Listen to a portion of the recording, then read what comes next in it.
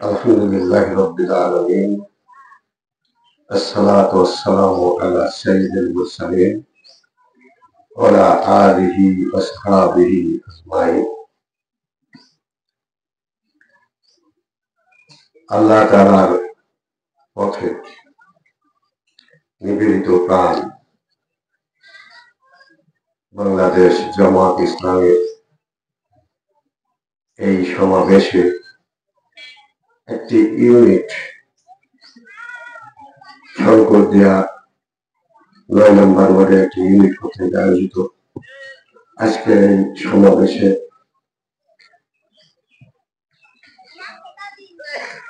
এই সমাবেশে উপস্থিত বিশেষ অতিথি জনাব খায়রুল ইসলাম রবিন, জেলা স্থায়ী সেক্রেটারি। উপস্থিত আছেন এই উপজেলার সম্মানিত আমির জনাব রফিকুল ইসলাম। উপস্থিত আছেন আমাদের এই উপজেলার সাবেক দুইজন আমির জনাব কাজী হামিদুল ইসলাম সাহেব এবং জনাব আশরাফুল আজাদ বাবলু। উপস্থিত আছেন এই উপজেলার সম্মানিত সেক্রেটারি প্রফেসর অধ্যাপক আব্বাস আলী, অ্যাসিস্ট্যান্ট সেক্রেটারি মৌলানা ইব্রাহিম খলিল, মঞ্চে বিভিন্ন পর্যায়ের দায়িত্বশীল আমার আরেকজন শ্রদ্ধেয় ভাই, আমার সফর সঙ্গী আছেন শঙ্কর সাহেব।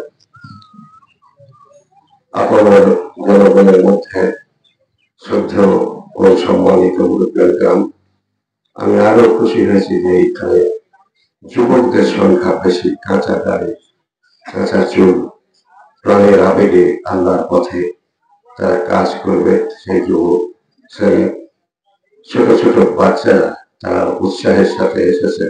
আমার কলিজার টুকরা সে সকল বাচ্চারা উপস্থিত আছেন। দাঁড়িয়ে থাকা রান্নার কর্মরত আশপাশে অনেক ব্যক্তি, সবাইকে আমার সশ্রদ্ধ সালাম। আসসালামু আলাইকুম ওয়া রাহমাতুল্লাহি ওয়া বারাকাতুহু। আমি আমার কথা শুরুর পূর্বেই আমি সেই ব্যক্তিদের রুহের মাগফিরাত কামনা করি যারা আল্লাহর জন্য, আল্লাহর দ্বীন কায়েম করবার জন্য নিবেদিত প্রাণ হয়ে নিজের জীবন, সবচেয়ে মূল্যবান জিনিস, নিজের জীবন যা দান করে গেছেন। মৌলানা আমির জামাত শহীদ মৌলানা মৌলানা মতিউর রহমান নিজামী, আলী হাসান মোহাম্মদ মুজাহিদ ভাই, কামরুল জামান ভাই, আমার শ্রদ্ধেয় মীর কাসেম আলী ভাই, এমনি ভাবে ৬ জন শহীদ এবং সেই সাথে আরো জামাতের শীর্ষ নেতৃবৃন্দ, অধ্যাপক গোলাম আজম, মৌলানা একেএম ইউসুফ, মৌলানা আব্দুস সোবহান সাহেব সব, যারা দ্বীনের পথে একান্ত ভাবেই উৎসর্গ করেছেন, তাদের রুহের মাগফিরাত কামনা করি এবং তাদের এই মৃত্যুগুলোকে শাহাদাতের মৃত্যু হোক এই কামনা করি। অপরপক্ষে যারা দিনের পর দিন কাজ করতে গিয়ে এই যে আন্দোলন হলো ২৪ সালের ৫ই আগস্ট, এখানে নিরীহ সাধারণ নিরস্ত্র মানুষের উপরে জালেম তার জুলমটি এমন ভাবে চালিয়েছে যে সাধারণ নিরীহ মানুষের উপরে গুলি চালিয়েছে। প্রায় ২,০০০ মানুষ শহীদ হয়েছে, এরপরে হাজার হাজার মানুষ আহত হয়েছে, পঙ্গু হয়েছে, সেই পঙ্গুত্ব নিয়ে তারা হাসপাতালে আছে। এইভাবে আমি আরো শ্রদ্ধা জানাই তাদের, যাদের বুক খালি হয়েছে, সন্তান হারা মা, স্বামী হারা স্ত্রী, এইভাবে ভাই হারা বোন, যারা এইভাবে এখনো আছে, তাদের সবার প্রতি আমি সশ্রদ্ধ অভিনন্দন, সালাম এবং তাদের শোক সন্তপ্ত পরিবারের প্রতি, তাদের মানুষের প্রতি আমি ভক্তি, সালাম এবং বেদনা জ্ঞাপন করি। সম্মানিত এবং প্রিয় ভাইরা, আমাদের প্রিয় জন্মভূমি, মাতৃভূমি বাংলাদেশ অপূর্ব সুন্দর, সবুজে শ্যামলে ফসলে সব জায়গায় এর সম্পদ রয়েছে। সব জায়গায় এর পানিতে সম্পদ, মাটির নিচে সম্পদ, সম্পদ রয়েছে উপরে ধান সবুজ, সোনার বাংলাদেশ। এটা হল গরিবের ঘরের রূপসী সুন্দরী মেয়ের মতো, যে তাকায় তাহারই এর প্রতি একটা আকর্ষণ হয়। ইতিহাস পড়েছি, এই দেশের উপরে পর্তুগিজ, ওলন্দাজ, ইংরেজ এরা থাবা মেরেছে। এরা এখানকার মাটি মানুষের প্রতি কোনো তোয়াক্কা রাখেনি। এখানে তারা শোষণ করেছে এবং এই দেশের এক শ্রেণীর গাদ্দার, জালেম, মির্জাফর এরকম কিছু মানুষ তাদেরকে সহযোগিতা করেছে। জাতির দিকে তাকায়নি, মা বোনের দিকে তাকায়নি, ক্ষুধার্ত শিশুর দিকে তাকায়নি। সমস্ত কিছু এই সমস্ত সম্পদকে লুটেরার মতন লুটে নিয়ে তারা তাদের সেই সমস্ত স্বার্থ পূরণ করেছে। এইভাবে চলতে চলতে দেশে এমন অবস্থা হলো যে দেশ সোনার বাংলা শ্মশান হলো কেন? আমার তখন বয়স 9, 10, 8, 9 পড়ি। পোস্টারে লেখা ছিল সোনার বাংলা শ্মশান হলো কেন? এখানকার সমস্ত ধান পাকিস্তানে চলে যায়, তারপরে চন্দ্রঘোনার কাগজ এখান থেকে চলে যায়, যে ওখান থেকে সিল বেড়ে নিয়ে আসে, তারপরে দাম নির্ধারণ করে। পাট এই সমস্ত কিছু ছিল, চা, চামড়া, এই সমস্ত সবকিছু অন্যরা খেয়ে যাচ্ছে। এই কথা বলে চেতনা বৃদ্ধি করলো যে আমরা এদেশকে স্বাধীন করব, এরপরে আমরা এদেশের মানুষ অধিকার পাব। কিন্তু বারবার এইভাবে স্বাধীনতা এসেছে, বারবার মুক্তির কথা বলেছে। আমরা দেখেছি 47 সালে, 71 সালে, যেখানে মানুষ এইভাবে আশা করেছে কিন্তু আশা পূরণ হয়নি। আমরা দেখলাম যে 71 সালে শুনেছিলাম পাকিস্তানের 22 পরিবার, তারা ধরি ইউসুফ হারুন নামে একজন ছিলেন, তার সবচেয়ে বড় ধনী। কিন্তু দেখলাম বাংলাদেশ হওয়ার পরে 22 পরিবার নয়, 22,000 পরিবার, তারাই যেন বাংলাদেশের 80% সম্পদ ভোগ করেছে এবং তারা এই দেশের 80% মানুষকে ফাঁকি দিয়েছে।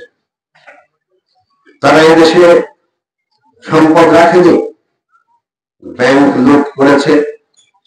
এ কথা তো আপনারা জানেন যে কার ছেলে ব্যাংক লুট করেছিল, ধরা পড়েছিল। কার ছেলে শ্লীলতা ভঙ্গ করেছিল, স্বাধীনতা নষ্ট করেছিল, কার? এই যে শুনেছেন মেজর তালিমের স্ত্রী, তার শ্লীলতা নষ্ট করায় এটা বিপ্লব হলো।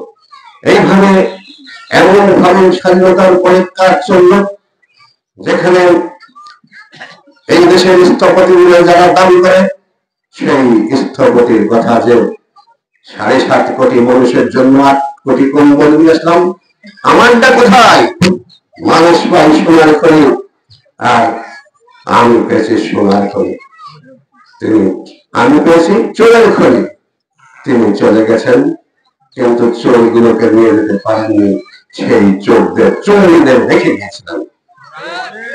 সেই চোরী ওইখানে পুরোটা সর্বদাসী শ্রীদেবী হরিদাসী দাসী ভাইয়া নিজেকে পায়ে ওই ওই ওই ওই মোদির পায়ে, ওই ওদের পায়ে নিজেকে শপথ করলো। আর এই দেশের সমস্ত কিছু ওদিকে ভাসুরের ছেলে পেলে, ভাসুরের দেশ, সামনের দেশ করে এখান থেকে সবকিছু লুট করে দিল। কিন্তু আপনারা জানেন যে এই দেশে কিরকম অবস্থা হয়েছে? কাঁটাতারের বেড়া দিয়েছে, যেখানে ফেলানি ধরে প্রতিদিন সেখানে মানুষ হত্যা করা হয়। এরপরে ওই পদ্মা গঙ্গা নদীর উপরে যে ব্যারেজ বাঁধ দেওয়া হয়েছিল, কি বাঁধ? গঙ্গার উপরে ফারাক্কা বাঁধ দিয়ে গ্রীষ্মকালে সুগম বর্ষাকালে পানি আটকে রাখছে, কখনো এখানে পানি আসতে দেয়নি। এই পানির ন্যায্য হিস্সা আরো বহু নদী থেকে আমাদের দেয়নি। এই লোকেরা কি, এই নদী, এই লোকেরা, এই মানুষেরা, এই দেশ কি আমাদের বন্ধু হতে পারে? আমাদের শত্রু। এইভাবে শত্রুতা করতে করতে শেষে এমন কিছু এই দেশকে একটি একটি এই দেশকে একটা প্রদেশে পরিণত করার কথা বলেছিল। ওই সুতর মেজর বলেছিল ইন্দিরা গান্ধীকে যে এই দেশকে আপনি একটি প্রদেশ ঘোষণা করেন স্বাধীনতার 12 দিন পরে, কিন্তু তা করেনি।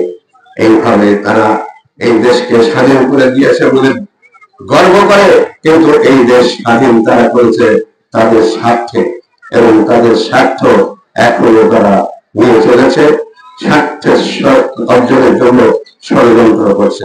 এখন আমাদের এই দেশটি যা করলো, এই দেশের অনেক কিছু লোকজন হয়েছে, এই দেশের সম্পদ ব্যাংকগুলো খোলা হয়ে গেছে, এদেশের শিক্ষা ব্যবস্থা নষ্ট হয়ে গেছে, এদেশের চিকিৎসা নষ্ট হয়ে গেছে। এখন এই দেশকে গড়তে হবে আমাদের। এই দেশকে গড়তে হলে আর কোন তন্ত্রমন্ত্র নয়। ওই যে ইব্রাহিম খানের বক্তৃতা বললেন, আমরা মতবাদ দেখেছি, এপিকিউর মতবাদ, চারবাদ মতবাদ, সমাজতন্ত্রবাদ, সাম্রাজ্যবাদ, সমস্ত মতবাদকে বাদ দিয়ে একটি মাত্র ব্যবস্থা আছে, সেটা হলো আল্লাহর জমিন, লিল্লাহি মা ফিস সামাওয়াতি ওয়া মা ফিল আরদ। এই পৃথিবী মণ্ডলের আকাশ জমিন সমস্ত আল্লাহর, এখানে আইন চলবে কার? বাস কথা একটি। এই কথা একটি যে এদিক ওদিক আর নড়নচড় নাই। যারা অনেক কিছু বলেছে যে এই করবো তা করবো, কিন্তু আত্মস্বার্থ উদ্ধার করে তারা এদেশকে পতলা করে দিয়েছে। এখন এই দেশে মানুষের বিবেক ফিরেছে, বুদ্ধি ফিরেছে, যে দেশে বৈষম্যহীন সমাজ গড়তে হলে, ইনসাফের সমাজ গড়তে হলে, মানুষের জনমানুষের অধিকার প্রতিষ্ঠিত করতে হলে মানুষের মধ্যে একটা চেতনা এসেছে যে আল্লাহর আইন এবং সত্যের শাসন প্রতিষ্ঠা করতে হবে। আল্লাহর আইন এবং সত্যের শাসন প্রতিষ্ঠা করার জন্য দুটি শর্ত আছে। একটি হচ্ছে যে অঞ্চলে এইটা, যে দেশে, যে মূল্যকে এইটা জারি করতে হবে, তার জন্য সৎ যোগ্য নেতৃত্ব, আর সেই দেশের অধিকাংশ লোক হবে ইসলামের অনুসারী, সমর্থক হন, অন্যপক্ষে 51 জন। আল্লাহর মেহেরবানিতে যেদিকে যাচ্ছি সেদিকেই একটা মানুষের গণ জোয়ার সৃষ্টি হয়েছে। রিক্সাওয়ালা, কুলিওয়ালা, যে কোনো লোকজন ঘিরে ধরছে যে হ্যাঁ এবারে আমরা এটা করবো, আমরা দেখেছি। ওরা বলে, ওই জসিম মন্ডল বলেছিল যে গেলি পালে ভোট চাইতে গেলি বলে বলে কত সুমন্ডলী দেখলাম, এবার আবার আইছে এরকম। উনি বলতেন, জসিম মন্ডলের বক্তৃতা আমি শুনেছি, যে এই সালার চাষারে যদি বাড়িয়ে চামড়া তুলে দেওয়া যেত তাহলে হতো। ওই চামড়া তুলে দিয়ে দামড়া বানানো ওইটা হবে না। আল্লাহর ভয় আর রসুলের পথ ধরে যদি চলি তাহলে এইখানে সুখ, শান্তি, সমৃদ্ধি প্রতিষ্ঠা হতে পারে। আপনারা জানেন যে আল্লাহ নবী মুহাম্মদ রাসূলুল্লাহ সাল্লাল্লাহু আলাইহি ওয়াসাল্লাম জন্মগ্রহণ করেছিলেন মক্কা মুআজ্জামায়। মক্কা মুআজ্জামায় তিনি অত্যন্ত বারমাদার গোষ্ঠীর ছেলে, অত্যন্ত শক্তিশালী গোষ্ঠীর ছেলে। সেনাপতি তার গোষ্ঠীতে, ধর্মীয় নেতা মুত্তালিব তার গোষ্ঠীতে, তারপরে অনেক কিছু যোগ্যতা সম্পন্ন নেতৃত্ব তার গোষ্ঠীতে।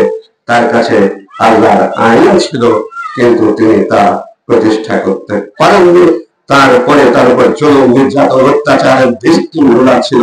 তার মাথার উপরে উটের পচা নারী ঘুরিয়ে চাপিয়ে দেওয়া হতো, তারপরে তার গলায় চাদর দিয়ে পেঁচিয়ে হত্যা ষড়যন্ত্র করা হতো।